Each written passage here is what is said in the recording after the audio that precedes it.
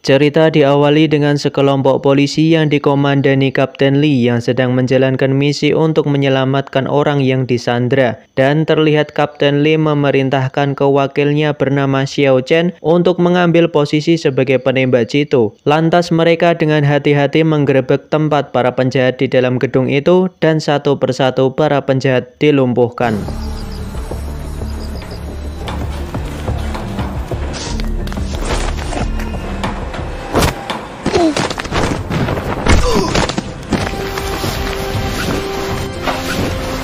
狙手一到位。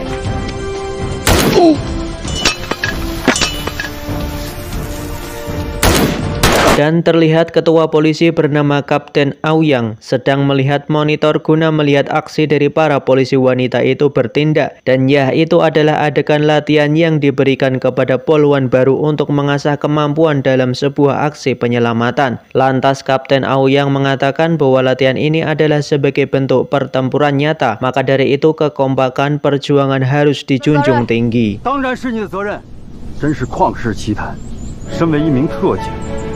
真正为队长，刚愎自用，知道什么是战役吗？知道世界上还有羞耻2个字吗？更是百姓安居乐业的守。 Keesokan harinya polisi yang mendapat laporan bahwa di sebuah rumah sakit orang yang bernama Lulin sedang menyandra seorang wanita. Maka dari itu para poluan itu akan ditugaskan menyelamatkan sandera tersebut. 打起精神来！是。这次不是演习，是实战，马上出警解救人质。 Sesampainya di rumah sakit, mereka lantas menyebar dengan tugas dan instruksi masing-masing, di mana Xiao Chen sebagai penembak jitu menempatkan dirinya untuk memantau dari jauh, dan yang lain bersama Kapten Aoyang berusaha mendekati tempat Lulin menyandera guna menjalankan misi penyelamatan.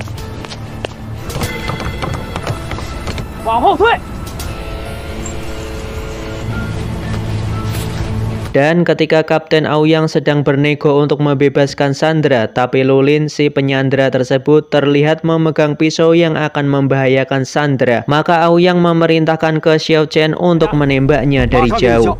到楼下了，兄弟，而且把刀子放下，跟我下厨。害他也是在伤害你自己，知道吗？保证你的安全。闭嘴！你现在有没有想过你自己？扔开！ 现在，马上开枪！人质的生命受到威胁。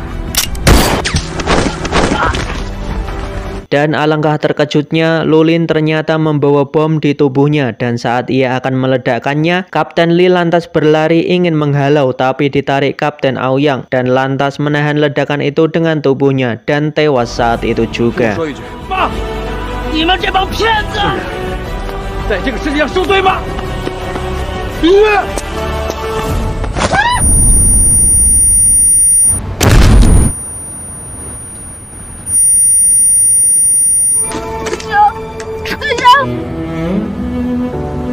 Esok harinya nampak semua anggota polisi yang ada berkumpul memberikan penghormatan terakhir kepada Kapten Aoyang yang tewas dalam tragedi tersebut. Dan terlihat bahwa Xiao Chen terlihat sedih atas apa yang sudah terjadi. Lantas ia pun sempat mengenang kata-kata terakhirnya sebelum kejadian.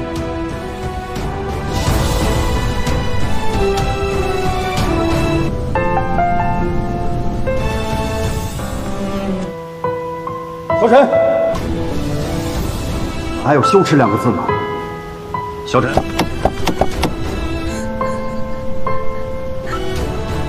Setelah berada di rumah, Xiao Chen bertemu dengan ayahnya dan mereka berpelukan. Xiao Chen pun mengatakan bahwa Aoyang adalah orang baik sehingga sampai saat ini ia masih merasa kehilangan sosok yang ia sangat hormati itu. Lantas ayah Xiao Chen mengatakan demi menenangkan anaknya itu, ia menyuruhnya untuk jalan-jalan di perusahaannya. Siapa tahu itu membuat Xiao Chen tenang. 来爸爸的公司吧，爸爸更想你来我的公司。出去走走。 Dan Xiao Chen telah bertemu dengan orang yang disebut kakak ketiga. Tapi tak lama setelah itu, Xiao Chen pun keluar dari ruangan guna melihat apa yang ada dalam gedung itu dan sedang mencari sesuatu. Sementara itu di kantor polisi terlihat ketua polisi bernama Dai Tianfang sedang berkumpul dan ditelepon Kapten Lee guna menyelidiki kasus penculikan yang mungkin ada hubungannya dengan sebuah salon kecantikan.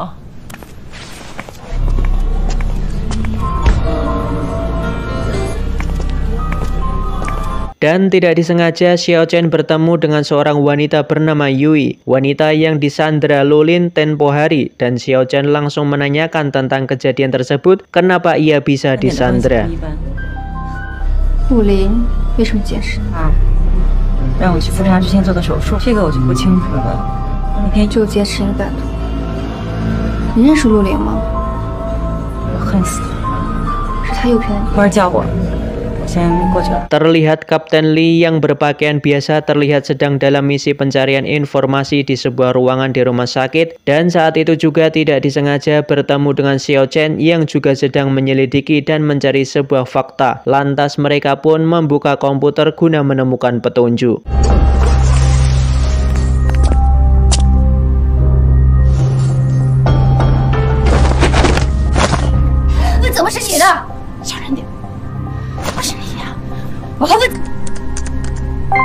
Kembali ke kantor polisi, Xiao Chen dan Kapten Lee telah menghadap dengan sang ketua Dai Tianfang, dan lantas sang ketua mengatakan bahwa akan ada tugas baru yang tidak mudah untuk mengungkap kejahatan yang akhir-akhir ini terjadi, sebuah kasus penculikan dan pemerasan. Maka dari itu sang ketua menyuruh Kapten Lee, Xiao Chen dan anggotanya untuk bersiap menjalankan misi ini.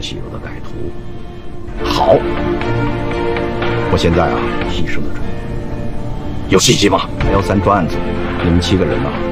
刘佳、韩平、赵红梅，有黑恶分子与边境民警。 Di rumah ayah Xiao Chen, ia bertemu dengan ayahnya dan mengatakan bahwa ia akan pergi ke kota Changha, ke tempat sebuah klub milik kakak ketiga. Mengetahui hal itu, ayah Xiao Chen tampak sedikit tidak menyarankan ia pergi ke tempat itu karena menyangkut keamanan. Tapi Xiao Chen mengatakan bahwa ia adalah polisi dan tidak perlu khawatir. Lantas ayah Xiao Chen memberikan sebuah kalung keberuntungan agar Xiao Chen memakainya. 看上去。 这可是虎头象坠，是降河。那好吓人哦！让大会保佑你的，来，谢谢了。 Dan sesampainya di sebuah klub, Xiao Chen diperkenalkan dengan seorang manajer klub yang bernama Haisan. Dan sesaat kemudian kakak ketiga pergi karena ada keperluan sebentar. Dan Xiao Chen pun diajak sang manajer untuk melihat-lihat tempat di mana klub itu berada. 黑山啊，是我们会所。我带你去个地方。 你刚3点带着，该看的都看了。 Kembali ke markas polisi, sang ketua Dai Tianfang yang sedang berkoordinasi dengan Kapten Lee yang saat itu ditugaskan untuk melakukan pelacakan di mana para gadis yang diculik akan dipindahkan ke sebuah tempat. Dan setelah itu Kapten Lee dan Fei pun nampak sedang mencari sesuatu untuk dijadikan alat pelacak. Dan ya, lantas mereka pergi menemui Xiao Chen yang sudah berada di tempat klub dan berpura-pura keluar. Dan saat itulah Kapten Lee menyerahkan barang yang telah dibeli itu kepada Xiao Chen. Sesampainya di dalam, Xiao Chen pun memberikan satu persatu bingkisan itu kepada para gadis untuk dijadikan sebuah hadiah darinya. Dan sesaat kakak ketiga datang dan mempertanyakan apa yang Xiao Chen lakukan, maka saat itu juga kakak ketiga juga diberi satu bingkisan. Tapi setelah diamati oleh kakak ketiga, ternyata itu adalah sebuah kalung yang terdapat sebuah chip untuk nantinya sebagai pelacak lokasi keberadaan mereka. Yang dikabarkan kakak ketiga akan melarikan diri dengan membawa seluruh gadis-gadis itu.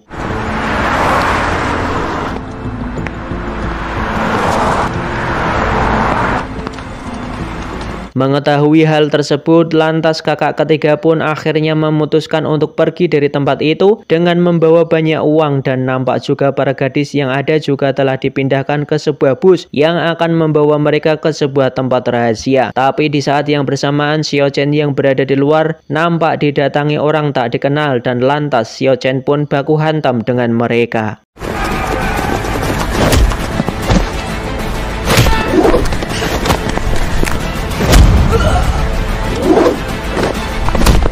Xiao Chen yang terkena pukulan dari belakang, tiba-tiba datanglah seseorang entah siapa itu yang langsung menyelamatkannya dengan membunuh salah satu dari pemukul tersebut, dan setelah selesai ia langsung meninggalkannya. Tapi tak lama setelah itu ia menelepon Kak Hu, tak lain adalah ayah dari Xiao Chen. Dan ya, orang tersebut bisa disimpulkan adalah suruhan dari ayah Xiao Chen untuk menyelamatkan anaknya itu.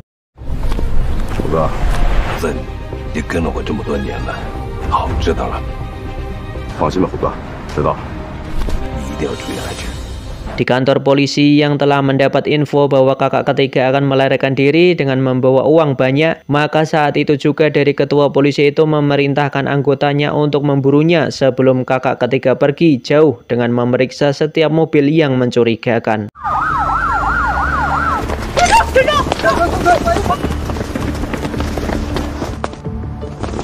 好了，寨居，嫌疑人3姐同密到逃。 下令寻找可疑车辆。 Tapi saat pencegahan berlangsung ternyata kakak ketiga sudah tidak ada di mobil melainkan sudah pergi di tengah jalan guna mencari jalan lain. Dan saat manajer Haisan itu sedang dikepung polisi, tiba-tiba ia ditembak mati oleh seorang dari jauh.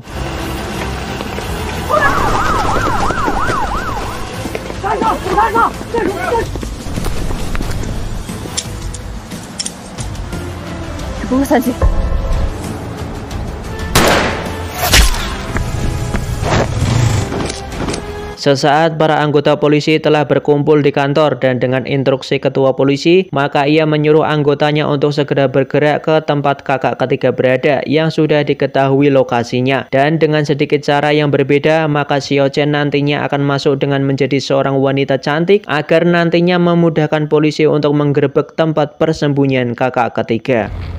是啊，老肖，他们会相信吗？毕竟我们还不是有点冒险，可是我们现在。 对，这样不行的。我可以告诉他们，3姐已被捕。根据我之前在3姐会所里所认识的姑娘。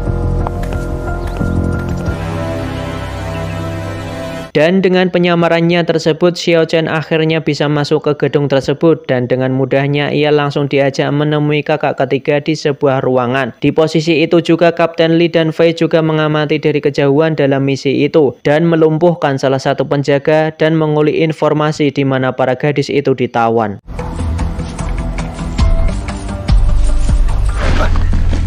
人质在哪？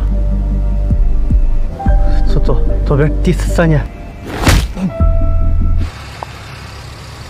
Sesampainya di sebuah ruangan, kakak ketiga bertemu tak lain adalah anaknya yang bernama Xiao Hu itu. Tapi tiba-tiba ia kaget dengan kedatangan Xiao Chen yang tengah menyamar itu. Perdebatan pun tidak terelakkan di mana Xiao Chen yang memojokkan kakak ketiga. Dan saat itu juga Xiao Chen menyelinapkan sebuah GPS dan lantas Xiao Chen dengan cerdiknya menuduh kakak ketiga bersekongkol dengan polisi agar Xiao Hu anaknya itu tidak mempercayainya dan sesaat tiba-tiba 你说你不是线人，而你现在好端端的站啊！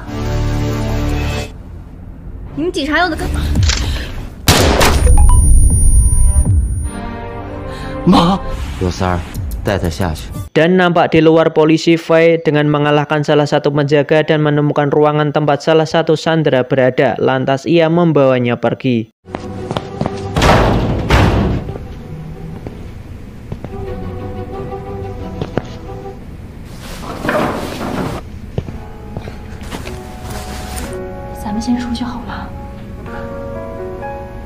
Di tempat Xiao Chen berada, ia nampak melihat Kapten Li yang sedang disandera dengan ditempelkannya sebuah bom, tapi dengan tenangnya ia mencoba untuk menjinakkan bom itu dan berhasil melepas Kapten Li dan sesaat itu juga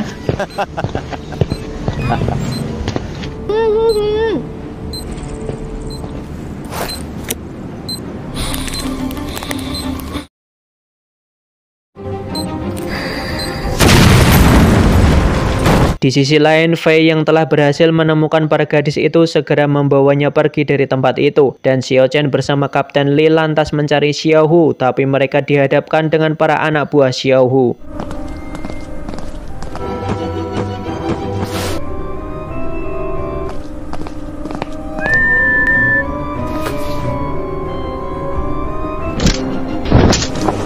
Di luar gedung nampak ketua divisi Wang bersama polisi yang lain bergerak maju dan menembak para anak buah Xiao Hu yang mencoba menghalangi mereka. Lantas setelah itu ketua Wang pun meledakkan salah satu truk yang ada.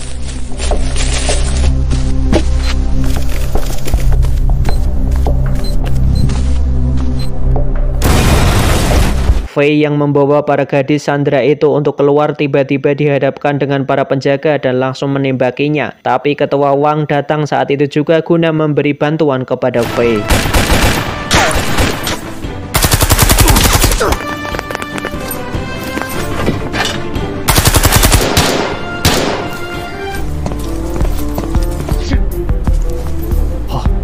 这里交给他。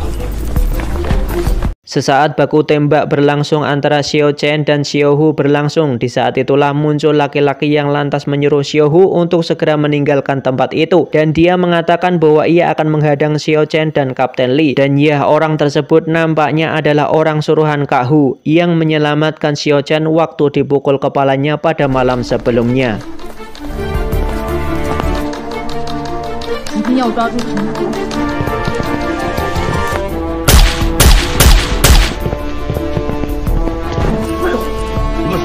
Setelah berhadapan, Xiao Chen dan Kapten Li pun bahu-membahu berusaha melumpuhkan laki-laki yang tak lain adalah paman Xiao tersebut dan menyuruh Xiao Chen untuk mengejar Xiao Hu karena ia yang akan menghadapi paman Xiao itu.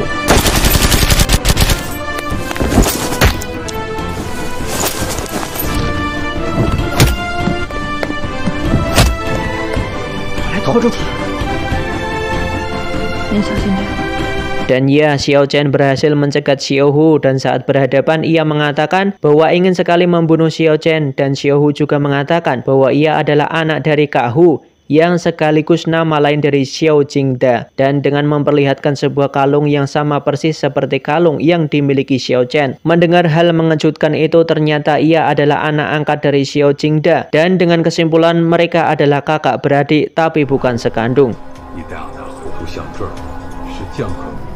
我，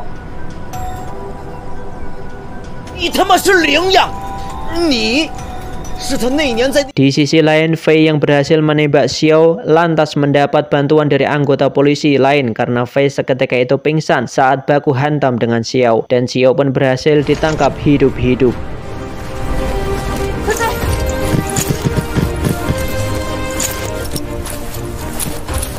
Kembali ke Xiao Chen yang entah mengapa ia seperti kehilangan wibawanya setelah sebelumnya ia mendengar fakta bahwa dalang dibalik semua ini adalah sang ayah sendiri sehingga ia dengan gampangnya dijambak rambutnya oleh Xiao Hu dan dihajarnya tapi Xiao Chen tidak membalasnya.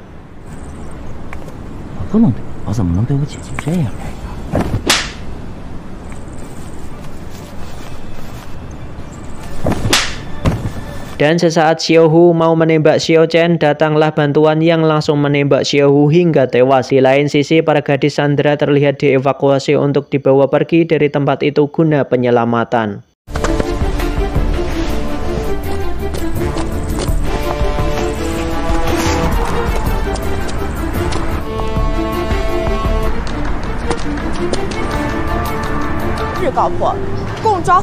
Selesai dengan misi itu, nampak Xiao Chen sudah kembali ke rumah dan sedang makan bersama ayahnya. Dan di sela obrolan mereka berdua, di luar sudah datang polisi guna menangkap ayahnya itu. Dan seketika Xiao Chen memanggilnya dengan Kak Hu yang membuat ia kaget mendengar hal itu. Tapi guna mempertanggungjawabkan apa yang telah dilakukan Kak Hu, ia pun dengan sukarela ditangkap anaknya sendiri.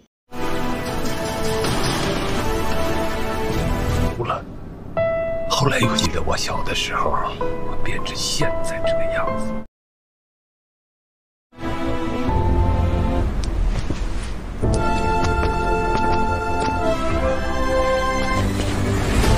Dan film pun selesai.